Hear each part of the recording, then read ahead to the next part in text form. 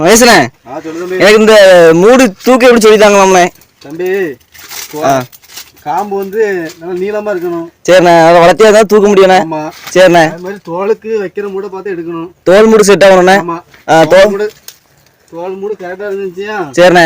மூடை எடுத்து தோல்ல வச்சுட்டு அது தோல் மூடுண்ணே. ஆமா. கரெக்டா தோல் மாட்டிடும். நம்ம தோல்ல மாட்டிடும். சரிண்ணே. அப்புறம் இந்த ரெண்டாம் மூடை நம்ம இப்படி போடணும். சரிண்ணே. இந்த சைடு காம்பு இந்த சைடு. ஓ, அந்த கைக்கு போடணும். ஆமா. சரிண்ணே. இப்போ மூணாம் மூடு இந்த கைக்கு என்ன போட்டிருக்கோம். சரிண்ணே.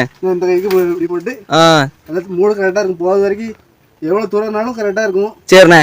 அது பாட்டுக்கு நிற்கும் தோல் மூடு. சரிண்ணே. சரிண்ணே. தோல் மூடு வலி விட்டுனா நாளைக்கு எல்லா மூடும் கீழே வந்துடும். இப்போ நம்ம மூடு சமக்கிற தோல் மூடு தான் மெயின், அப்படிதானே? தோல் மூடு தான் மெயின். சரிண்ணே. இப்போ நம்ம 3 மூடு சமக்கிற கூட சமக்கலாம் நீங்க? நம்ம கூட 5 மூடும் போடுவோம், 6 மூடும் போடுவோம். சரிண்ணே. இப்போ 5 மூடு போடாத காரணம் என்னன்னா வயலு ஃபுல்லா தண்ணி, இன்னொன்னு ஃபுல்லா கயிறு, வாழை ஃபுல்லா கட்டை, என்னண்ணே கட்டை வெயில் தண்ணிக்கிட்டயா இல்ல இடக்கனால கொண்டு போக முடியாது 5 மூடு.